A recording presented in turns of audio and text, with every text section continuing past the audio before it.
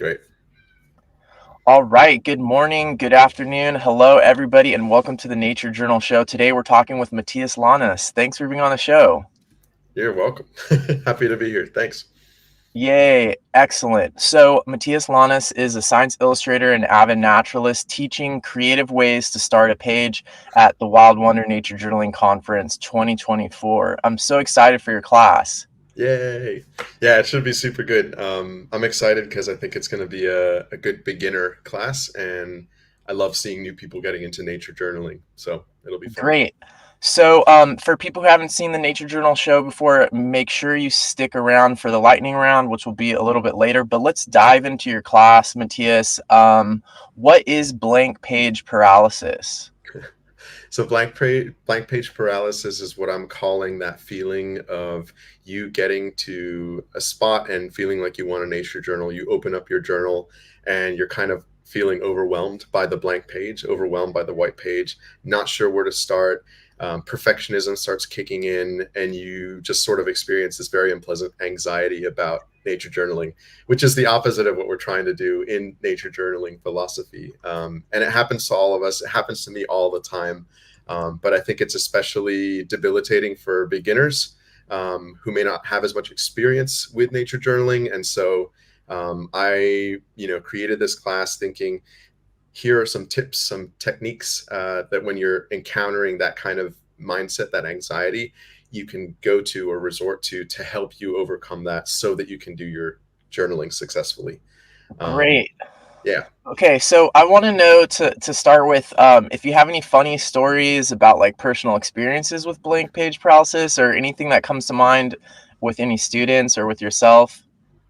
I think so. Maybe not funny directly, but just to say that this happens to me all the time. Like, and I guess I consider myself a more experienced nature journaler, but I still encounter plenty of instances where I'll get somewhere and there'll just be so much amazing stuff to draw, and I'll just kind of become overwhelmed by the amount of information that I'm observing, that I'm seeing, and want to go from, okay, I need to capture everything to, no, no, no, let's just focus on one thing to, oh, shoot, I don't want to mess up my page. And I want to create something pretty. Um, so I think honestly, every single time I sit down to nature journal, there's some element of this that comes into my head that I'm Mhm. actively fighting against. And it's now something that I'm aware of. And so I can just, I was journaling last week in the north of Spain. I live in Spain right now, and had to kind of force myself to just make some marks. And as soon as I was able to overcome some of that blank page paralysis and actually put some marks down on the page, I felt like it was much easier to just enter into that nature journaling flow state. Um, Great. so yeah, it happens to me, right? It like happens to all of us. I'm sure it happens to you, Marley, every once in a while, as Absolutely. prolific as you are. Absolutely. So I was going to ask you, how did you decide on this topic and why is this class important? But it feels like you sort of already covered some of that. Maybe you could talk a little bit about how you feel about this being the first class on the conference schedule. Yeah, honestly, when I was told that, I was a little intimidated, but I actually think it's a great decision because it is a very beginner friendly class. It's kind of your introduction to, how do I put some stuff down on the paper. So I'm honored that I get to sort of start the conference with some energy, and hopefully create a warm session for beginners to feel like they can access the rest of the Wild Wonder Conference with confidence. Yeah, Um, yeah, it makes total sense to have it first. So I think that's really great. And I can see from the live chat comments already that there's people who have experienced this problem before. So my next question is there a magic bullet for curing this problem? so I don't think there's a magic bullet, but I do think a lot of what we're experiencing has to do with stuff that is outside of us, meaning like societally imposed Mm, ideas about perfectionism, like I've mentioned, ideas about what it means to draw, thinking of other people accessing our stuff and judging. Mhm. So that's the external stuff. And then I think there's also a lot of internal stuff. It's our insecurities. I mean, it's related, but it has to do with like thinking about what the goal of nature journaling is. And I think for beginners, especially, we're still kind of trying to process and understand what the point of this practice is. And so I'm not sure if this is directly answering your question as a silver bullet, but I do want to make sure that what I convey in the class and right now is that nature journaling is a personal endeavor. It's about, you getting information in whatever way works for you by making marks on the page, writing numbers, sketches, diagrams, be it anything, right? Mhm. And so I think as the more that people can internalize that, the more accessible this practice becomes and the less of the blank page paralysis you start experiencing. Mm. Um, because I do think a lot of it comes from those personal insecurities, the inside stuff, and those external factors, the feelings of, oh, other people are going to be looking at this, and it has to look good, it has to be a certain way, it has to be colorful enough, etc. And we start feeling daunted, especially when we're seeing lots of other very experienced nature journalers or science Mhm. illustrators or artists out there that are producing and showcasing their most brilliant work. We feel Mhm. like we automatically need to hit that mark. So the silver bullet in a nutshell is kind of trying to conquer that barrier that we experience in Mhm. I need to meet a certain standard or threshold, and just doing it for yourself. You But that's mentioned hard. you Yeah, that's great. So, you mentioned having goals and that sometimes, especially for beginners, they might not be really sure, or they might not have explicitly kind of stated or kind of refined their goals. Could you talk about that and how that relates? Yeah. So I think I keep saying, I keep using myself as an example because I experience this every time I nature journal. But um, when I sit down and have my paper in front of me and a pencil or something and I'm ready to go, um, it helps to really kind of refine, at least initially, come up with a goal of like what is today's practice going to be about? What am I interested in taking in information about from my surroundings? What do I hope to finish this hour or 5 minutes or whatever it is that you have and have accomplished on my page? And I think the more simple, straightforward we can make that goal, especially if we're feeling overwhelmed, the more successful, the easier it is, and the more fun we're going to have going into it. But I think beginners, especially, may start with something that feels ambitious. And it's good to have some ambition for sure, but you want to make sure it doesn't get to that point where it's actually stopping you or preventing you from achieving something. So sometimes sometimes I'll, even when I'm starting and I'm feeling a little bit overwhelmed or I'm not sure which subject to start with, I'll just take a page and start doing all kinds of marks on it. They can be scribbles, they could be stuff from my imagination, they could be like very loose kind of cartoons of some of the stuff I'm seeing around. Mhm. And my goal in that moment is to just fill the page. And Mm. it's, in some ways, it's like a throwaway page, but it's Yeah. it's my warm up, right? And so that's a very simple goal. It's like I want to do a page, and then even if I have to head back in 3 minutes, I've at least done something. Mhm. And it may not be something I want to show to people. That's not the point of my nature journaling specifically. But I've at least like taken the time to allow myself to make some marks on the page. That feels like an opening. That in some ways feels like 50% of the work when I'm really Mm. struggling to get over a hurdle. Yeah. Um, so that's an example of one of those goals. But it could Mhm. be, anything, and I suggest simple and then building up on top of that after. So maybe a goal could be, because this is something I've have found very important and often very lacking.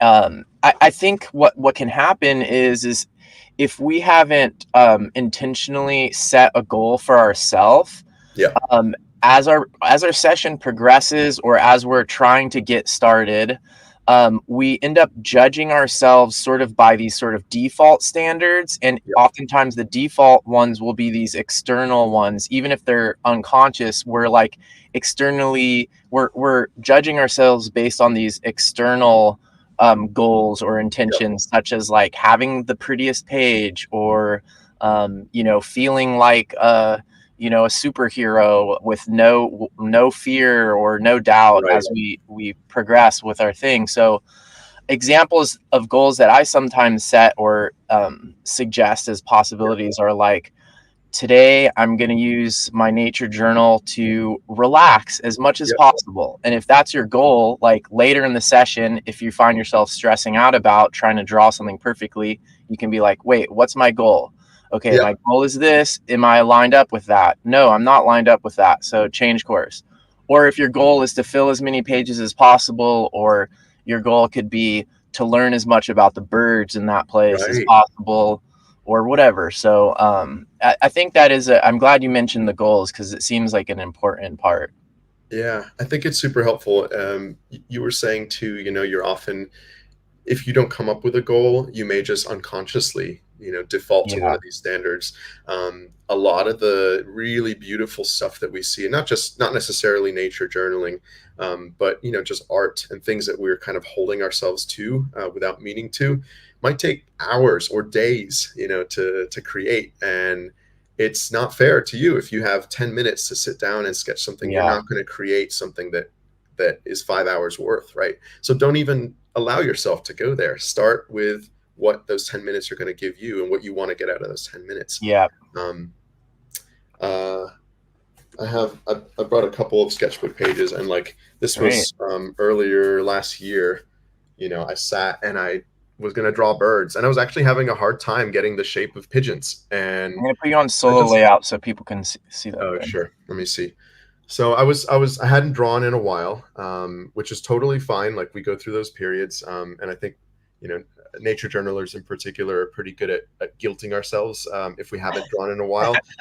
Um, but it happens, right? And it happens to me all the time. So I was feeling pretty rusty, and I just took a page and I said, I'm gonna just work on my hand-eye coordination and try to get the shape of pigeons, which I don't draw birds a whole lot, so I don't feel like I have those shapes really well identified with my hand and my eyes. So that was my goal that day, was just to draw pigeons. Hmm. Um, and to me, this isn't a page that I might frame and hang up in my house. It could be, but that's not the point of Hmm. this exercise for me. It was about learning to draw pigeon shapes.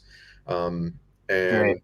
I think beginners might, start with a shape, feel like it's not coming out accurately or the way that they want it to, and resort to frustration, right? And Hmm. but it's okay, right? Like again, focus on the goal. And for mine, in that instance, when I wasn't getting the shape, was just fill the page.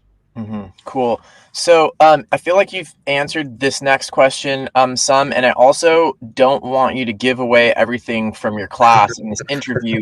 But are there any, maybe you could just sort of hint at some of the tips or kind of strategies that you're going to cover in the class? Like, don't give away too much from the class. Obviously, people take Matthias's class if you're going to the conference, but maybe just a suggestion of what some of the tips are that you use if you have it sort of Yeah. structured, conceptualized in that way.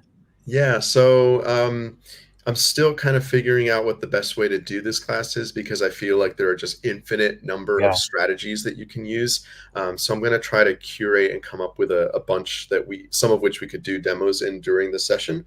But I go to one that I'll mention here for me is called the blind contour drawing. And so um, when I feel like I haven't been drawing in a while, or I feel like I'm approaching a subject that feels very challenging, and I'm not sure how to start. Um, I like to go to this method, and experienced artists will know this because it's often an exercise you use in drawing classes. But Mhm. basically, the point of it is you're looking at your subject 100% of the time, and you never look down at your pen and paper, and you just kind of trust your eye to be drawing, or sorry, you trust your hand to be drawing what you're seeing, and specifically, you don't lift up your pen or pencil off of the paper. So it's one continuous line that sort of traces the contours, the edges of whatever the subject is that you're seeing, and you can go in and out. You can go over areas again, but you never want to pick up and go somewhere else. Um, and some people find it very frustrating, I think, at first, because they want to look down at the page and see what they're doing and make sure it's okay. But I think a lot of people also find it very liberating, because they Mm. understand, okay, this is the limitation of the exercise. I cannot look down. It's going to be what it's going to be, and I'm just going to go for it. But I find people are often surprised by the results, because sometimes, even if the whole subject doesn't look super proportional and, accurate in that way, parts of the details that are in that subject are surprisingly accurate, and Mhm. more accurate in a lot of ways than they would be if you were looking up and down. Yeah. Because the more we look down, the more there's that tendency for our brain to get in the way and say, oh, that shape doesn't make sense. Like, Uh-huh. bird beaks are triangular. Like, I'm not going to do that, Yeah. and we start fudging with it a little bit, Yeah. messing with it a little bit. And so what I love so much about the blind contour drawing is, one, it's freeing for me. I don't really have to think about it. I just sit here and do this thing in a somewhat formulaic way.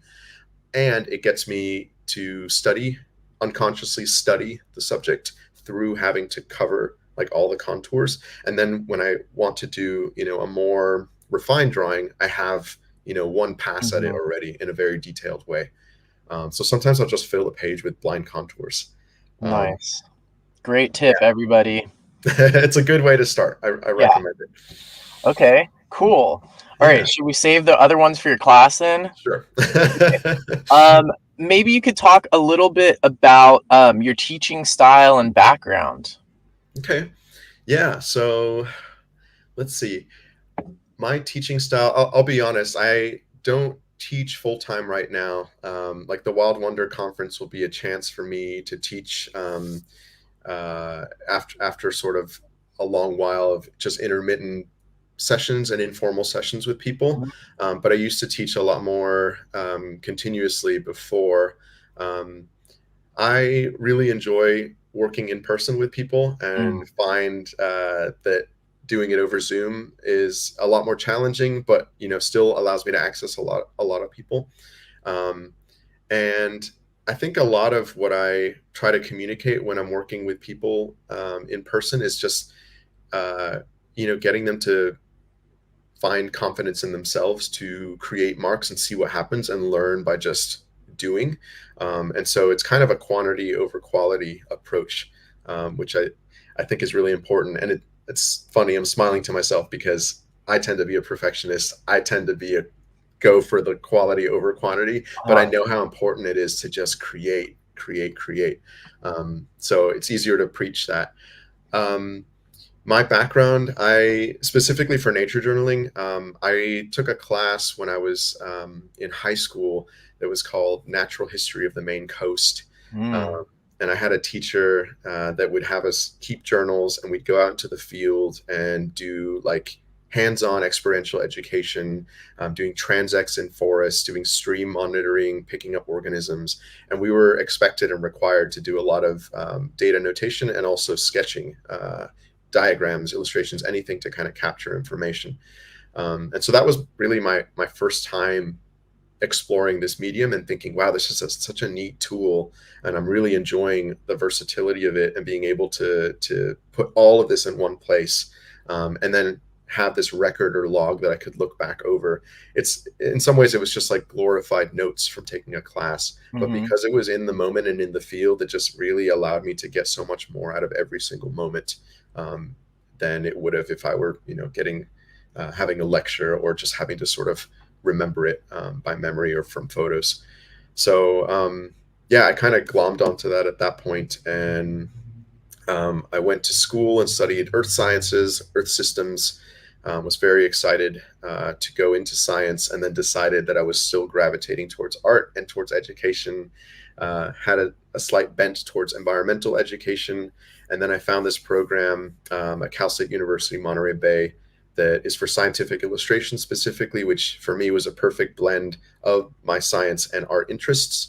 Um, and this was a 1 year program, graduate program, to get to create people that create science visualizations, from everything from paleo art to space landscapes, to botanical illustrations. If we're describing a new species of plant, it's everything you can imagine, even sort of infographics and things like that. So that was my kind of formal training. I was in scientific illustration.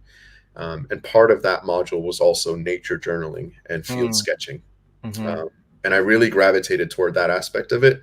And since graduating, I've really kind of latched onto that piece, and I feel like it's become a very important part of my identity, is like nature journaler, and someone who's a lifelong learner and always wanting to take in information. Um, I remember I was listening to the Jean McKay interview that you just did, and mhm, something that really struck me was you were talking about collecting and being collectors, mhm, and I that really resonated with me because I feel this pull definitely towards, like, the natural world and leaves and rocks and feathers and things like that. And Jean is right that the journal in some ways feels like a way for you to mentally collect, I mean physically collect them in the sketchbook, but it's an extension of your brain, and so you have mhm. these logs, these records of this time. You can look back at all the things that you were seeing in that moment and collect them in that way. So Cool. that's a roundabout way to talk about my nature illustration and nature journaling past. Great, great. Yeah, thanks for sharing about that. And for people who don't know, the that science illustration program is also what John Muir Laws did. It was still at Santa Cruz, I think, when he did it. I applied, but I didn't get in. But the important thing was that through applying for that program is how I met John Muir Laws. So Oh, it amazing. all sort of worked out, and then I was like learned about nature journaling. So here we are, thanks No to way, that's yeah, neat. yep. That's So. awesome. Yeah, cool program. If anyone wants to check it out, I think there's some other teachers and people in the community who've also been through that program. So, Yeah. okay, cool. So let's a couple more things about your class, and then I have some questions about Wild Wonder because you've taught at past conferences as well. Yeah. Um, I'm assuming materials. There's not like a very specific materials list for your class. Is that correct? There isn't one right now. I know that students love having some sort of materials list, so I do plan on posting something Okay. eventually. But part of my whole spiel and what I'll pitch right now is that when I go nature journal, I tend to be more of a minimalist and just carry whatever I have around. Sometimes I'll have a pencil case full of, like a pencil, a pen, um, uh, and maybe some colored pencils or something. Mhm. But I always like to encourage people to work with what they have, and to try out new tools. And even if it's reaching into that kitchen drawer that we all have that has just, like, an assortment of pens, just grab something out of there, a ballpoint pen. Um, because I think it can be easy to get caught in this idea of I need the right materials in order to create the right product. Um, but ultimately, anything that can make marks on the paper, should work for nature journaling, the basic Yeah. nature journaling. So And for that's kind of your class in particular, like there's not like certain specific tools that are good for breaking in the page that a no. I would say pen or pencil. okay. Is yeah. Okay, cool. And then the last question I have about the topic of your class is do you think there's any benefits to sometimes just giving into the paralysis and just being just not not starting a page? That's a good question. There's a lot of value in consistency in terms of just getting something down as often as you can. I think I think at that point where you feel like you have to give in, if you want to continue and be consistent, even just making a mark or making a note on a page and saying, not feeling it today is Uh-huh. better than nothing, honestly. Yeah, Because yeah. because that becomes I mean, it sounds silly to some degree, but it's a record, it's a snapshot in time of that moment when you were feeling a certain way. Yeah. Um, and that to me has some value when you're looking back years later and you're poring over a journal and you're like, oh yeah, I wasn't feeling it that day. And that, Yeah. that's okay. Like, I don't know. Some people may disagree with me, but I feel like anything is better than nothing. And if you just Yeah. write the date and put, a little note that I'm not journaling today, there's some value in that. So, Yeah. uh, kind of a yes Okay. and no to that answer, to All that right. question. No, that sounds good. I know for me, sometimes if if I say like, okay, I'm gonna just draw every single day, even if it's not nature journaling, like even if it's just a doodle, what I Yep. found is that it sort of trains my brain to be like, okay, drawing is just something we do. It doesn't like it doesn't have to be a big deal. It doesn't have to be like perfect or whatever, Yes. but it just your brain gets used to it. It's like, oh, this is just what we do every day. And then that way when you go nature journal and there's something super crazy Yep. like a Komodo dragon or whatever, you're not gonna like freak out in that moment because your brain's like, oh, this is just what we do every day, and you just start. So It's very true. Yeah, and it shaves away, like you were saying, at that feeling of anxiety, and even if it's just one little, millimeter removing a bit of that, it's going to add up. Yeah, I think that's true. And even just doing like a little cartoon or whatever you want, it like trains your brain to say, "We did our drawing for today. We did something today." yeah, exactly. Yep, Exactly. I Yeah. think that's true. Cool. I'm gonna say hi to people over here in the chat. I see Ivea just showed up. Ivea is Yeah, also going to be at the conference. A good friend. Louise A is here. Gail is here. Cindy is here, and James is here. And James had a question right at the beginning, even before we got started. So let me or no, maybe he posted this last night. Maybe you could. He might not be here anymore right now, but let's see if we can. If you have an answer sure. to this question that he had. Do I have templates that I use to block out the page? So me personally, I don't often work with templates. Uh, and by that I assume you mean like either a grid or some sort of structure that you can then start filling in. But actually that's one of the things I was going to suggest for the workshop is creating some sort of a guide or template. And I think that works really well for a lot of people, and especially for people that feel like the big blank page is scary, right? Break it down into a couple sections, and you Mm. start with something more accessible, and then work your way along the page with that. So me personally, no, but I can see, I know a lot of people do use that, and I think it is a valuable way to do it. Yeah, Um, good question, James. And I think that that might come up also in Mike Rohde's class about page layout. So, good question. All right, let's talk about your experience at past Wild Wonders. Uh, what has been your past experience? I know you've taught. I remember taking your class with the water soluble ink pens. yeah, I was just reminded of that yesterday because someone in one of a class I was teaching in person had one of those the pilot nice. The precise. razor points. Yeah, yeah, yeah. Yeah. That's good. So, what has been your past experience teaching and also taking classes? Because sometimes people who watch these videos have never been before, so it's nice to get Okay. some different perspectives. Yeah. So I was lucky enough to be in California when I think the Wild Wonders started up, and I got to attend the first conference, which was in person in Monterey, and it was amazing. And more than anything, it was just really neat to be in a community of like-minded individuals and people that are interested in sitting down for an hour in front of a plant, and drawing.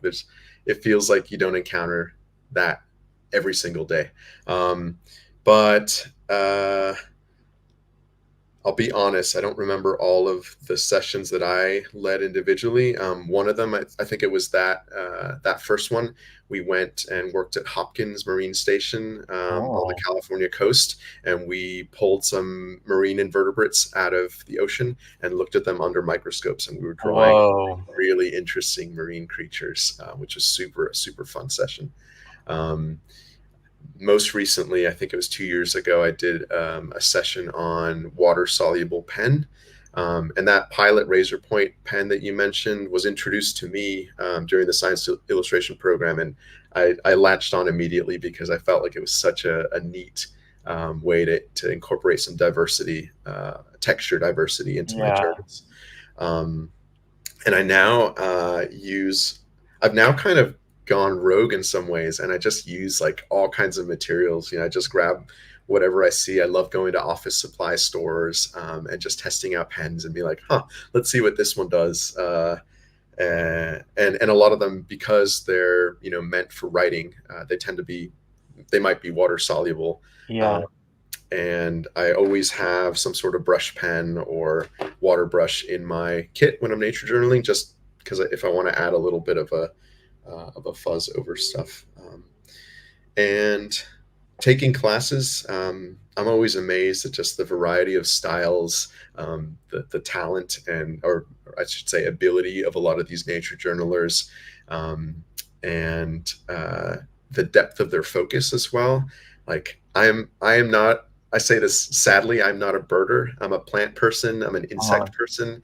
But I envy birders so much because it seems like there's such a I mean, it's such an alluring subject, and it seems like there's so much passion and love for that subject. And for whatever reason, it just hasn't. I haven't been bit yet by that bug, but maybe it'll come. Uh-huh. So I just love seeing everyone's kind of different bent or aspects in these presentations, and learning about getting an insight into how they experience nature and what things they're gravitating towards in nature, and that in turn makes me become more open to new things in nature. So yeah, the nature journaling conference has been transformational for me, I feel like, and I'm always excited to participate and to see what's there. And it feels like everyone has something to contribute, even beginners, because they'll ask questions that provide a lot of insight or provoke a lot of questions, a lot of Hmm. insights. So Yeah. kind of rambling a bit, but yeah, Cool. it's really good. Yeah, I wish I don't think I took any of your classes when it was in person, and that's one of the really interesting differences between the in-person one and the online one is there would be a lot of simultaneous classes Yes. at the in-person one, whereas with the online, you could take every single one if Yeah. you wanted to. So, I definitely didn't get to draw marine invertebrates with you on that trip. So, but I did go to your other classes that have been Nice. online.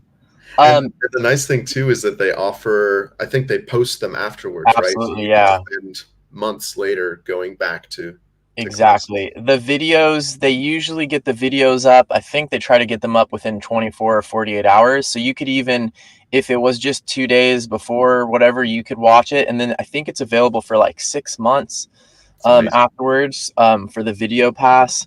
So yeah, I'm not able to take them as video, or it's just very hard for me to motivate to do Yes. online classes that aren't live. So I try to take as many as I can live. Maybe you could, do you have any, of the classes from this year or like any of the keynotes that you've looked at that you're like, oh yeah, I can't wait for that one. Or are there any like that? I haven't looked at all of them yet, I'll Okay. be honest. But I am excited by a few of the names of the teachers that I've seen. There's some Yeah. really amazing people that are going to be presenting. Cool. And I'm Cool. like, Cool. some people that I really look up to, some people that I consider as friends and have just kind of like gone in their own direction and published books and just like done such amazing things. Robin Lee Carson comes Yeah. to mind as someone who I feel like I understand her approach and style so well, and I'm always so impressed by the like how prolific she is and by how much she posts as well. You as well, Marley. I feel like you have such a colorful and distinct style, and you're packing so much into your pages in a way that I don't naturally tend to do, and so I'm super interested in learning more about those two approaches. Cool. Yeah, I'm excited for Robin's class. Her style, I always really am drawn to her style and her work too, like her focus on, the fire Yep, ecology and stuff is so interesting. And I'm interviewing her on Wednesday, I think later this week. So amazing. just wanted to share this funny comment here from Cindy. I hope, can you read this down here? Just pulled out a Pilot Razor Point on the box that says water soluble ink for Mattias Lanas class. So That's Cindy must awesome. have bought that for your class. I definitely bought like a whole pack of them Yeah, for your class as well. it's so But funny because they're an office pen, right? yeah, They're sort of an inexpensive office pen, but to me, they're so much fun to play with in the field. yeah, it was interesting because I taught an in-person class yesterday, which was really nice break from online. And there was like 20 people. Most of them were beginners, and we Yeah, nature journaled at Pepperwood Preserve. And when we did the journal share at the end of the day, everybody's journals were out, and we were like walking around looking at everybody's. And I suggested, oh, we can ask questions, or does anyone have any questions about anyone else's? And there was like three people were like, we have questions about this journal here. What pen were you using? And it was like Wow. this little kid, and the little kid's like, V5 or whatever. And I was like, it's that. And you know, it's like that everyone was asking about it. And it's not like some fancy art pen. Mhm, So mhm. people were just the look of it was, and there was no water. They weren't doing any of the water soluble stuff, but just The it pen has a itself. nice flow, you know, Yeah, and it's a yeah. good tool. It's super fun to experiment. I've been playing a lot recently. Let me see if I have any pictures. Oh, with like using very simple colored pencils. So I found this two-sided. Oh, can you see? Colored pencil. Uh-huh. I think it's what is the name? It's a French brand of colored pencil. But anyways, the point is that it has two colors on it. So I get blue or navy blue and red. And then when I'm doing Oh, sketches and things, I just switch pens, oh yeah, wow. colors every once in a while, and it allows me to layer things on top of each other, That's and cool. get like nice contrasts. And I don't add a whole lot of color in my drawings generally. Like I don't often bring watercolors if I'm traveling light, and so this allows me to get a bit more color in. But I discovered that one day I was like, I'm gonna try, drawing with a blue pencil, and now I'm gonna work with a red one, and just treat it as if it's any other pen or pencil, and it seems to add so much variety to the pages. But yeah, it's fun to just see what you have around and play with them, play with those Cool. materials. Okay, I feel like we could talk about supplies a lot. Are you ready for the lightning round? I knew this was coming. Yeah, ready as I'm gonna be. So let's do it. Okay. All right. Can you make a lightning sound? Can I make a lightning sound? Yeah. That's more of a. Nice. Okay. All right. So the first ones are short answer, yes or no, or just short answer. Is coffee an essential art supply? No, but it really helps. Organized or messy? Messy. Do you prefer to nature journal alone or with other people? Alone. Does your family understand your art? Yes. Snacks? Hard yes. Are you a perfectionist? Definitely. But fighting it. Plants or animals? Plants. Ink or graphite? Ink. When it comes to art supplies, do you maximize or minimize? Definitely minimize. Big picture or micro? Micro. Would you rather nature journal on Mars or the deep sea? Definitely deep sea. Okay, I need to change that one. No one ever says Mars. I'd love to go to the deep sea. That's like bucket list. Ooh. Fast or slow? um, Depends, but I'll say fast. Okay. What facial expression do you make when someone comes up to you and says, "You are so talented, I could never do that"? Mm. Skeptical and maybe thanks, but Great. Okay, so these are the longer lightning round questions. If you could nature journal with any historical figure, they don't have to be an artist. Who would you want to go nature journaling with? I think a scientist, probably like Alexander von Humboldt Oh, or Wallace or Darwin, mhm. or a science illustrator slash scientist, Margaret Mee, who painted in the Amazon basin. Mm, Definitely someone who's you know doing what I do, but probably a couple centuries ago. nice. Okay, if you could have a nature journaling superpower, what superpower would you want to have? Huh. Um, uh, I'm gonna say flying, which is Okay. also true for not nature journaling, Yeah, but of course. specifically because I think it would just allow me access to so much, right? Like, um, uh, Marley, you know that I've done a tree climbing course, and I've used ropes and things to get up into canopies. Like to be able to just fly up to a limb and be able to journal bromeliads and epiphytes up in a tree, or be able to fly across, an ocean and get to an island. Like just the access that I think that would give me, and the vantage point and perspective to see, Yeah. eagle eye view of things would be amazing for nature journaling. Yeah, it would be great too, because sometimes with the canopy access, you're like spinning or something, and you're like drawing this plant, but you keep like it can be really hard to get into a position that actually works. But if you could Yeah. fly and like hover, that would be pretty amazing. Okay, if you were going to be stuck on a deserted island and all Mhm. your survival needs were taken care of, what 5 art supplies would you bring with you? Pen, pencil. I'm gonna lump sharpener in with pencil. Okay. Two. Um, I guess sketchbook or paper, essential. And then I think I would add watercolors and brush, even though I Okay. don't always include that. All right. I think that's a little bit. I'm a little bit. I don't know about the including the sharpener and the Okay, pencil as one item, but that's a little. fine. You might have a knife though if your survival There we needs go. are, or a There we go. mechanical pencil, right? I mean, Yeah. Okay. True. True. True. all right. If there was a nature journaling Olympics, which event would you be in? um, I would be in quick capture slash fast moving subjects. Great. And then, which character from Harry Potter do you think would be best at nature journaling?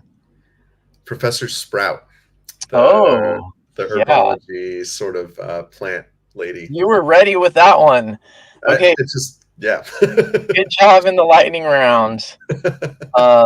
And I noticed that some people in the audience want to answer some of the lightning round questions themselves. So, put They're good your questions. lightning round responses in the comments. It looks like Evia wants to answer the facial expression one, which is hard to show in the comments, but maybe there's an emoji that can show it. Okay, so let's talk a little bit about beginners, and I know your class is going to be really helpful for beginners. Um, do you have any funny stories of when you were a beginner? Um, let's see. Funny is, I mean, it's probably funny to some, but I think there's stories about kind of learning to overcome the mental hurdles that come with being a beginner. I just remember being at the beach with a sketching class, or it was a group of people, and um, I tended to focus on the micro, um, and everyone else kind of tended to focus on the landscape and the beach and the waves, kind of big picture items. And I felt like the perfectionist in me was just trying to get too much in too little time. Mm, It's always, I feel like the time becomes a frustration, either too much or too little. Um, but eventually I learned from the teacher this technique called um, near and far, essentially, mm, where you're painting or you're sketching something that's very close to you. It could be a little shell or a rock or a leaf or something, and then you're separately on the same page, including a very distant aspect. It might be like the horizon line with some clouds or something. Um, and to me, that was so amazing because it doing just those two simple items on a page allowed me to get a sense for the entire experience, that entire space. Um, and I think as a beginner, as someone who was struggling so much, just trying to pack it all in, I realized like I don't have to pack it all in and still convey a sense of the whole thing. So yeah, not a funny story, but an example of where I um, was able to overcome some of my own like perfectionist impulses. Um, yeah, no, I think that story also really highlights the importance that a teacher can yes. play. And I often think about this. I think about teaching and learning a lot, and I often think about this like idea in the modern world of like self-taught artists. Hmm. And just like sometimes I wonder, like what that means, or like why that Yeah. is like a concept, and is it even possible to learn without other people, and just like, yeah, what the role it can be of someone looking over your shoulder and then kind of um, offering feedback and sort of Mhm. like identifying something that's happening, and suggesting like something that ended up being, sounds like, very helpful for your Yeah. process. Yeah. um, cool. And I mean, self-taught is amazing, and I think for some people, if there's not the drive or motivation, it can just be a much longer path. Whereas having a teacher to kind of just gently nudge or Right. guide in the right direction, because oftentimes the teacher will be 10 steps ahead or be able to see, 10 steps ahead in the Yeah. direction that you're progressing, and just kind of help you get to that Yeah. place. Yeah, So yeah, totally. And sometimes the teachers can be too far away from, yeah, they can be, if they're too many steps ahead of the yes, learner, then they might not be able to empathize with that position. And this is a university professor problem, is very yes, common, like with math definitely, or something. But definitely. okay, what about, do you ever experience self-doubt, or feel like your work is not good enough?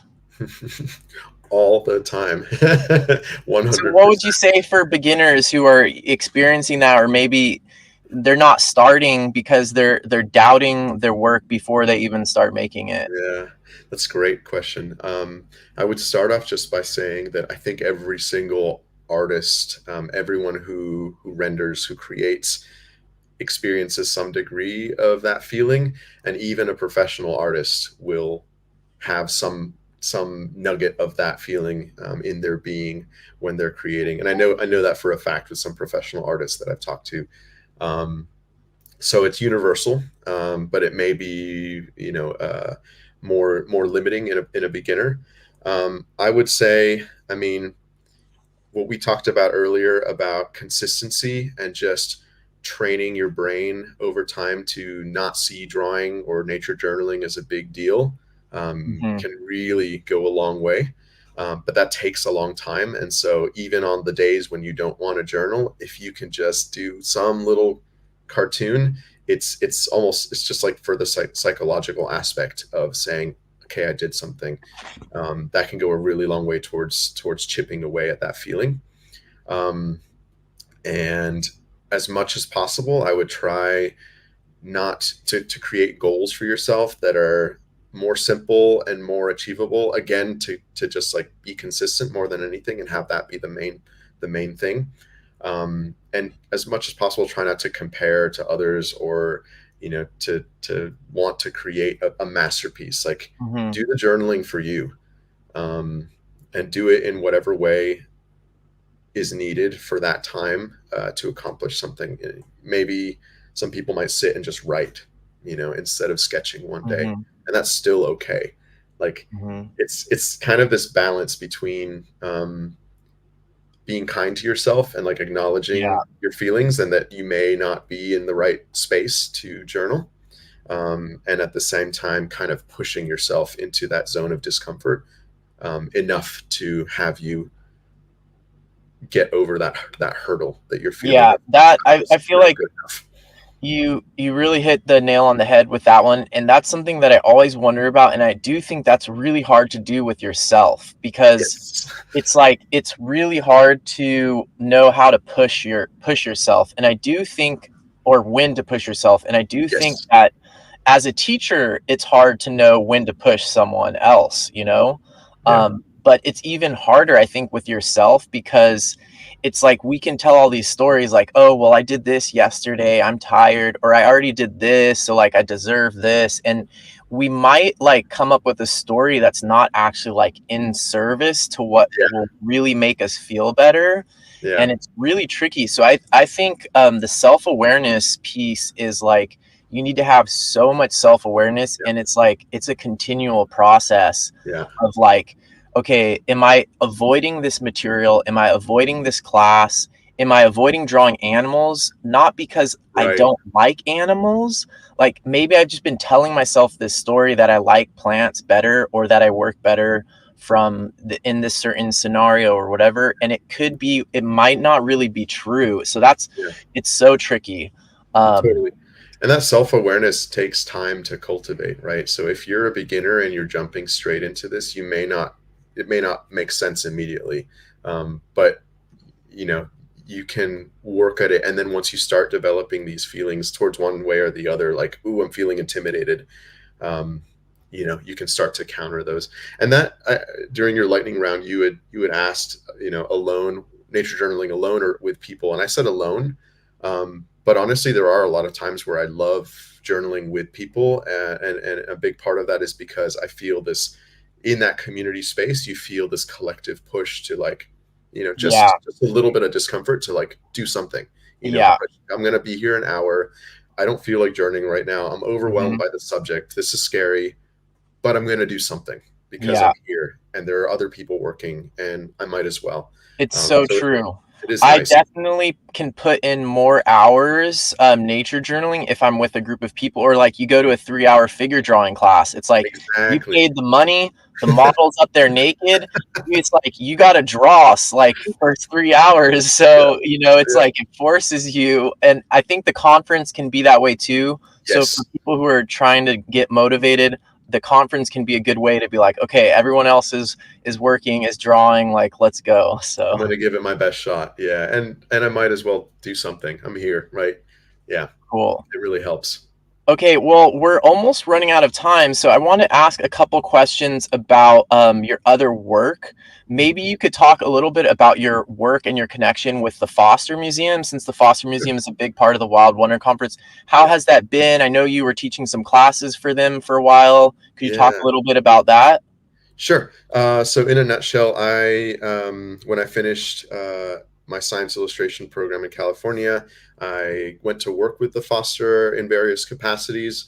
And in one of the roles, I was doing these sort of watercolor sessions, watercolor classes, um, geared at getting. So, for context, the Yeah, Foster is a museum in California that houses and showcases the work of Tony Foster, who's a British explorer artist, watercolor artist.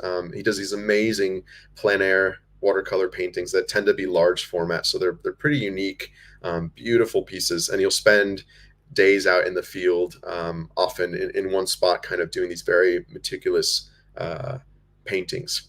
Um, and so, yeah, I was super lucky to get to work there, and I wanted to. I got to travel with Tony to Chile in 2015, and again to Southern California a couple of years later.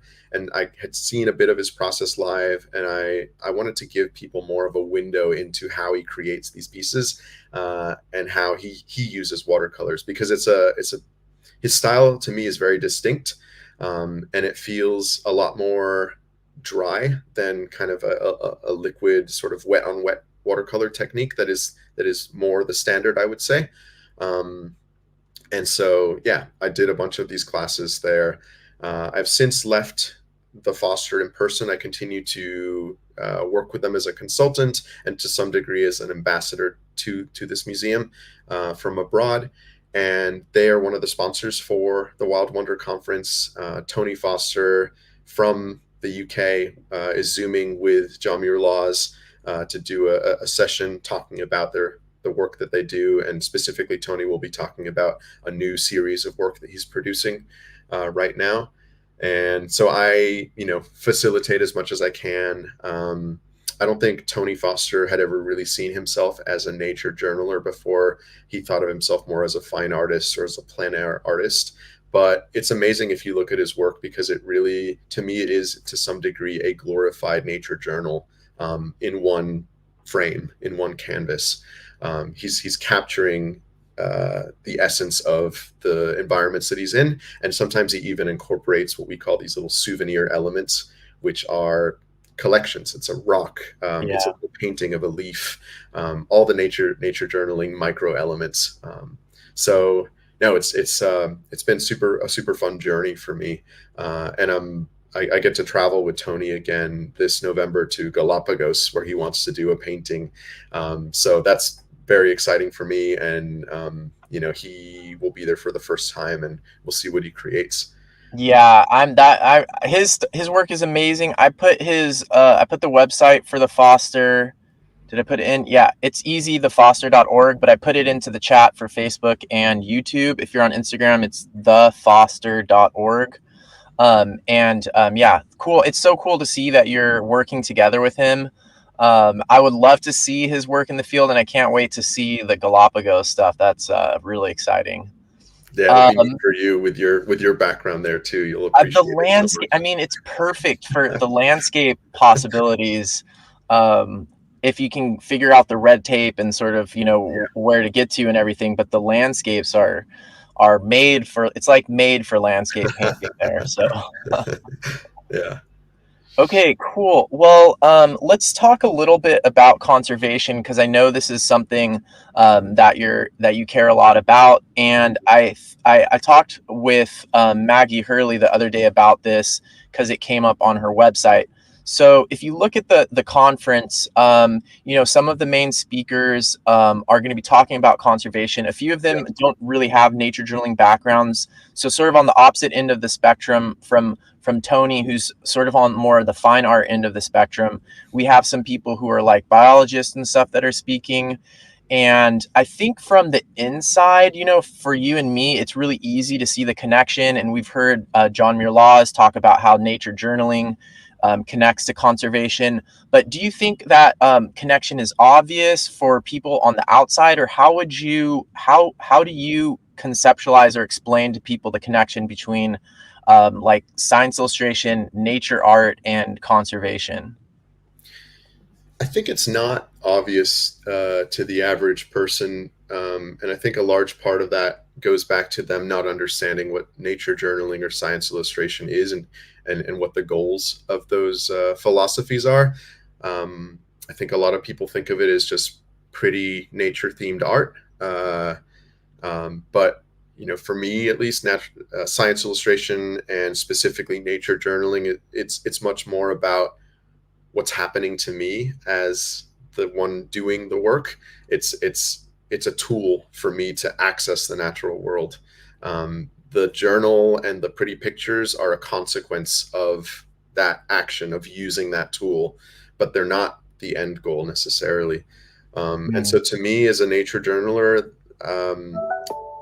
the learning, the access, and the connection to nature that comes from practicing this material, uh, it makes me more attuned to understanding the needs of conservation and of protecting mm, the natural world, and of caring more, just being more empathetic to all the other creatures that we share this earth with. And I think if everyone could access some aspect of nature journaling, like, it would be a much better planet. So mhm, I'm a huge advocate of the nature journaling philosophy for everyone. I wish that this were something required in schools at an early age. And it's not about like those who do art and those that don't. It's about teaching this literally as a tool, the same way we learn equations in math, the same way we learn to write in cursive or not, right? The same way we learn coding, like mhm, learn some aspect of nature journaling. Um, so to me, that's specific to nature journaling. As a science illustrator, and from the science illustration background, the direct applications of that discipline to conservation are like just communicating the science, so making people aware of why certain species might be important, why certain ecosystems are important, explaining connections that don't make a lot of sense to the average person, such as like the carbon cycle, and how climate change is actually mm, happening. That's not a super easy concept to grasp. yeah, Science illustrators and people who communicate scientific concepts like that can help to break it down into a way that feels more approachable, I think, to the public. So I think science illustration is more directly impactful in yeah, that way, whereas nature journaling makes people want to learn and be curious about these mechanisms and things like that. yeah. Are you okay if we go a little bit over time here?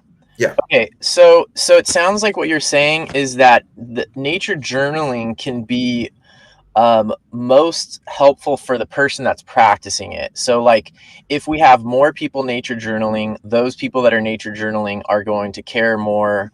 They're going to want to learn more, and they're going to be more Yes. connected. And Yes. then with science illustration, it's more on the communication side. So Mhm. the benefit is often coming not for the person who's creating the illustration, but actually all the people who look at it and can learn from it. Is that what you're Yes. saying?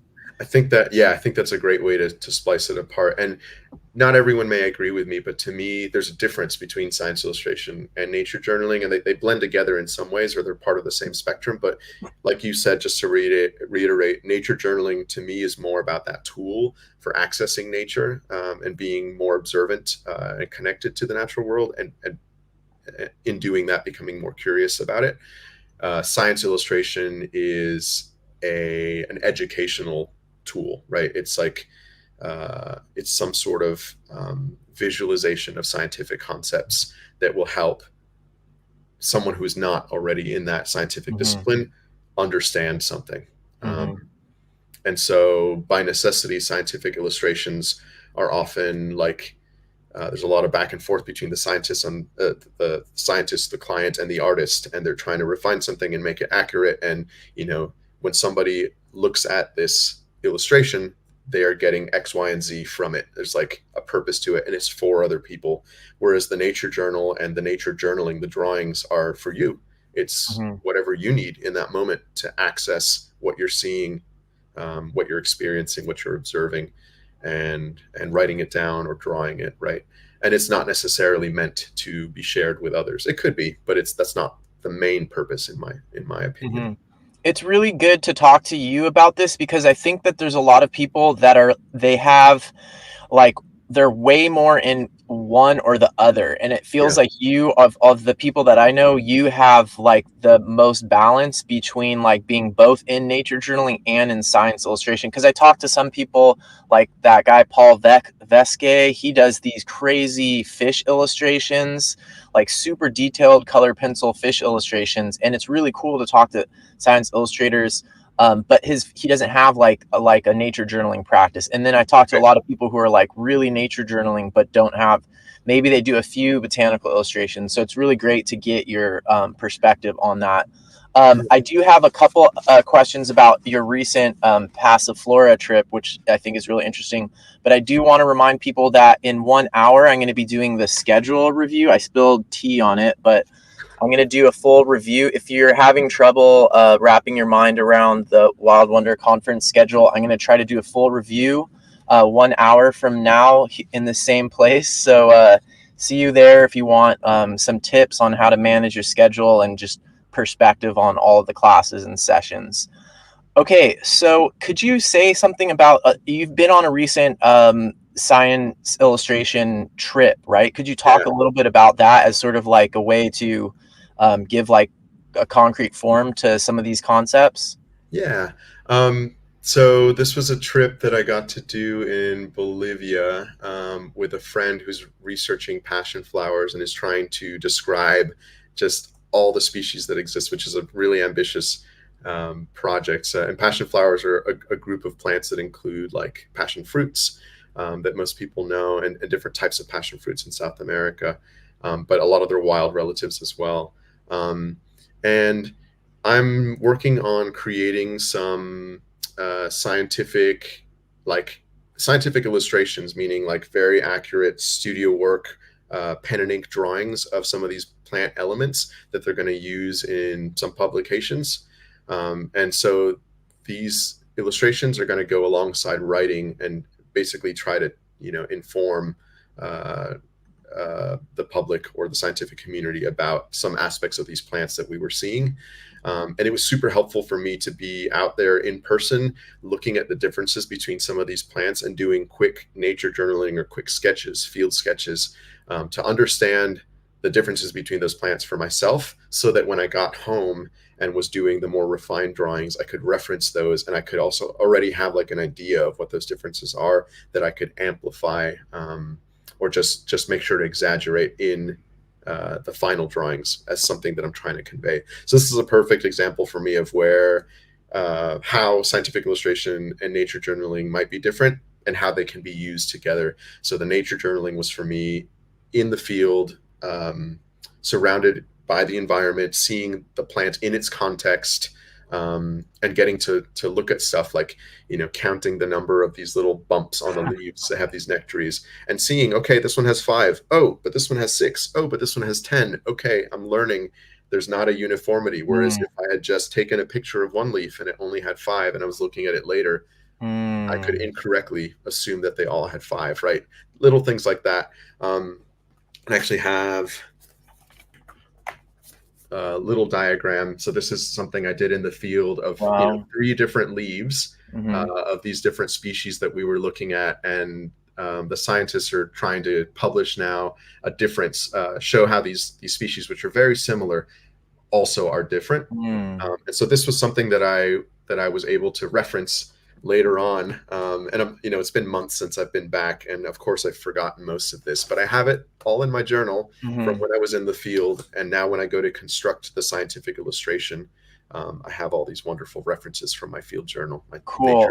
And it was a real adventure. If you wanna see some short videos about some of the really precarious roads and river crossings and some pictures of some of these amazing flowers, you should check out Matthias's Instagram here at Matthias Illustration. If you're watching this on Instagram, just type in Matthias Illustration and you'll be able to find him. I must say, I would envy you on that trip, but drawing, like, I love drawing plants, but Passiflora, the complexity and the sort of radial symmetry, it's like it's a very precise, it's not the kind of thing where it's like, oh, I'll just make up this quick structure. It's like, sketch. no, you have to be very precise with You have to those. love them. Yeah. But yeah, and I mean, I'll be honest, I haven't drawn as many passion flowers as I would like to in the field, but there are aspects of it that I can do, right? And the way you're feeling about a passion flower right now is exactly the blank page paralysis to some Yeah. degree, right? It's this overwhelming subject. You're like, oh gosh, how am I going to approach this? So what I ended up doing a lot of the times is we'd cut some of the flowers, like dissect them, and Yeah. then you draw half of it, or you draw just like a little part that was, the interesting part you're trying to call out, stuff like that. But Yeah. again, they are very complex flowers, and I think that's part of why I'm so drawn to them and just find them so attractive and interesting. Yeah. What an amazing passion project. Yeah, it's been good. um, cool. So for the closing question, where do you see nature journaling and science illustration going in the future? Um, when I was in school, I remember there was this thinking, this mentality of, you know, so much of it is becoming digital these days. We don't need people going out in the field drawing things. Like, we have photographs, and we can use Photoshop to crop out elements that we want to highlight and all this kind of stuff. So I just remember feeling this like general, not negativity, but almost like a pessimism about nature journaling and scientific illustration, as if it's Mhm. from centuries ago and becoming less and less relevant in modern times. And I'm now at a place where I almost feel the opposite. I feel like it's so important, and particularly nature journaling. I feel like people who grow up in cities, which is a lot of us, because they tend to, they're so dense and they accumulate population, are not being exposed to the natural world, and they're not feeling connected to the rest of the biosphere, to the rest of the earth. And I've seen that in lots of different ways in environmental education, but also in nature journaling. Even seeing kids that aren't used to the idea that fruits grow on trees, right? That they're Mhm. only, you get fruit at the grocery store and it must just come from there. And so I feel like nature journaling has a huge place in the world. As I was saying earlier, I think it should be introduced in schools as just like a foundational philosophy for everyone. And then scientific illustration, I think, will always remain, because even computers are taking over, and we're using digital media to create graphics and things. There are still scientific illustrators driving those. It's still the scientific illustrators that are creating, using Photoshop as a tool to create the illustrations. And even photographs can only go so far. The camera lens captures a certain amount of information, a science illustrator can take that and refine it further and distill it Mhm. into the one or two, educational aspects that they want to convey with the scientist. So I think it's one of these things that nature journaling and scientific illustration feels like something that's from the past, and it's really just sort of behind the scenes, but very much um, relevant in the present. I don't see it going Awesome. away. Yeah. Woo! It was really funny. The other day, I spoke to Nishant Jain, who's the sneaky artist on Instagram, and he does these like really simple sketches of humans, and he's Yeah. based in Vancouver. Nice. And I don't remember how it came up, but we were talking about artificial intelligence art, Hmm. and he said that he's super optimistic, because he thinks that all of this AI art is just gonna make the verifiably hand done human drawn stuff so much more valuable. Like people are Interesting. just gonna really want, like, I don't want that, get rid of that AI stuff. I want to see like the human made stuff. And I've Oh, definitely seen some disturbing things where there's posts where they're like, look, AI can make a documentary, a nature documentary about ants. Look how accurate it is. And then I look at it and I'm like, wait, the ants all have four, and they're all walking, and David Attenborough's like narrating it, or it sounds like David Attenborough's narrating it. But if you look closely, all the ants have four legs, and oh. who's fact checking this? You know? Yikes. So, and then I also saw a recent post. You'll be able to relate to this, where it was an advertise. A friend of mine shared an advertisement he saw on Instagram for Google Pixel, and it was telling a story of like this guy's girlfriend's succulent plant died, and all he did was he's like, look what I can do with Google Pixel. He takes a picture of her dead succulent plant, and then his phone tells him, look, this grows nearby, you could go dig it up. And he rides his bicycle to the nearby beach, and he digs up a plant, and like, and it was like, and also it was the totally wrong plant. It was like the invasive ice plant. But there's, Okay. on a number of levels, you're like, this is very problematic, like that Yeah. you would suggest that this, anyways. So that was an Wow. interesting, so it seems like having botanically literate people, Yes. or science illustrators even involved in the process of like AI stuff is still very important. And it's such a messy thing. If thinking about AI, like it's still it's a very new thing, and it's evolving and changing and growing, and it's super interesting. But I really fervently believe that, like what you were saying, the handmade stuff, like the human touch, like we're never gonna really be able to overcome that, or like it's always gonna retain its value, because the, the human perspective is a lens, and AI takes all the information that it has and distills it into something. But like when you sit down and you sketch and you create something, like it's through what you are experiencing in that moment, and that's going to be different than anything else. And I think Mhm. that's something that other humans can relate to and that they can appreciate, and that's why art is so impactful, because it's someone's experience being translated onto some sort of a medium. Mm. um, yeah, I'm pretty optimistic about all that stuff, and I think that it used to not be the case, but now I feel it more so. I also, this is a slight deviation, but I feel like technology, phones, social media, all this is working, is making us so distracted and easily distractible. Um, I think at some point people burn out from that, and they feel Mhm. like they're sort of floating. I know because I feel like I've experienced some of that, and the place where I find bliss and I found grounding, and I find grounding is sitting outside in the garden, like watching the bees going around the pollinating the flowers, like observing the plants, and then sketching specifically like lets me access that moment. And I think I think we're all going to start feeling naturally drawn back Yeah. towards the natural world because of that. I think it's in some ways a rebellion against Mm. the technology that's in our lives that is so pervasive, and it's really distracting us. And I think it happens to everyone at some point, is that we start feeling like, oh, I need a break. I need, Yeah. to be in nature. So Wow. yeah, Cool. that's Well, my what a great way to wrap up the conversation on that philosophical note. Matthias, thanks so much for making the time. Thanks to everybody that joined the live: Amy, Gail, Evea, Cindy, James, whole bunch of people were here. Yay. Thanks for joining in. That was a great show. And stay tuned. In 45 minutes, I'll be going over the full schedule.